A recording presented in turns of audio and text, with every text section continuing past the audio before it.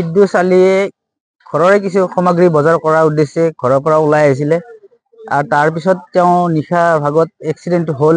Accident হৈ মেডিকেলত আমাৰ গোটেইখিনি মানুহে লৈ গ'ল যদিও তেওঁ মৃত্যুবৰণ কৰিলে।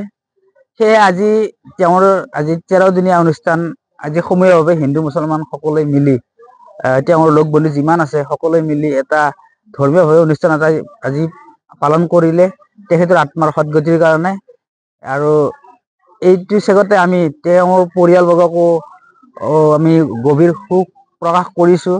লগতে আমি তেওঁৰ ল'ৰা যদি ঢুকাইছে আমাৰ তাৰ বন্ধু হিচাপে আমি তেখেতসকলৰ ল'ৰা হিচাপে আমি তেওঁলোকৰ মাজত আমি যিখিনি পাৰোঁ আমি খবৰ খাতি বা যিখিনি আৰু পাৰোঁ আমি সেইখিনি কৰি যাম। তেওঁলোকক আমি সকাহ এটা সিমানেই দিব পাৰিম, তাত বাহিৰে আৰু কৰিম কি।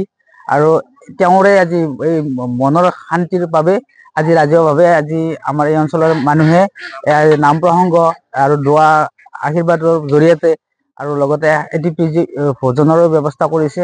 ইয়াৰ সকলো ৰাইজে আমাক সহযোগ কৰিছে, তাৰ বাবে সকলো ৰাইজক ধন্যবাদ জ্ঞাপন কৰিছোঁ। আৰু লগতে এনেকুৱা জানো এই ঘটনা আমাৰ এই অঞ্চলত আৰু নঘটে তাৰ বাবে আমি কামনা কৰিছোঁ। আমাৰ এনেকুৱা লাগিছে সি য'তে আছে আৰু বৰ্তমান ভাল জেগাত থাকক, নেদেখাজনে তেখেতক লৈ গৈছে। আমি তেখেত যাতে আকৌ সোনকালে আৰু আমাৰ মাজত আকৌ কোনোবা ৰূপ লৈ আমাৰ মাজত আহে আমি সেইটো বিচাৰিছোঁ।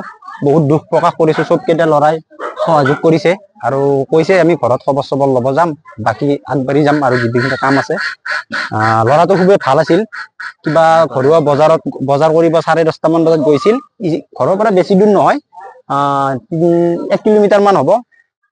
নেদেখাজনেও হয়তো ৰখি আছিল, সেইকাৰণে তেখেতৰ এটা নহ'ব লগা ঘটনা অকস্মাত ঘটি গ'ল। তাৰ কাৰণে আমি খুবেই দুখিত আৰু খুবেই মনোনীত হৈছোঁ। তেখেতে যাতে ভাল জেগাত থাকে আৰু আকৌ নেক্সট যাতে জন্ম লয় আমি আকৌ লগ পাওঁ তাৰে কামনা কৰিছোঁ। আজি আমি 13 দিন হৈছে। 13 দিন হ'লে আমি ধৰি লওক আমাৰ ধৰ্ম মতে আমি তেখেতৰ যিখিনি কাম কাজ কৰিব লাগে সেইখিনি কৰিলোঁ। গোটেইখিনি লগ বন্ধু লগ লাগি আমি কৰিলোঁ আৰু আমি অলপ খানাৰ যোগাৰো কৰিছিলোঁ তেখেতৰ আত্মাৰ সদ্গতিৰ কাৰণে। আমি এইটো হিন্দু মুছলমান দুইটা ধৰ্মৰ আছে, মুছলমান মানুহখিনি নমাজ পঢ়ি আহিছে। মতেও আমি ইয়াত কৰিলোঁ, নাম কীৰ্তন কৰিলোঁ আৰু তেখেতসকলেও বঢ়িয়াকৈ নমাজ চমাজ পঢ়ি আহিছে। আহি কিনে আমাক ইয়াতে সহযোগ কৰিছে, খানা চানা বনোৱাত অলপ সহায় কৰি দিছে আৰু বস্তু পাতিও দিছে। কোনোবাই কিবা যোনে যি পাৰে আৰু আমি চবেই উঠাই কিনে আৰু তাৰ আত্মাৰ শান্তিৰ কাৰণে আমি এইখিনি কৰিছোঁ আৰু।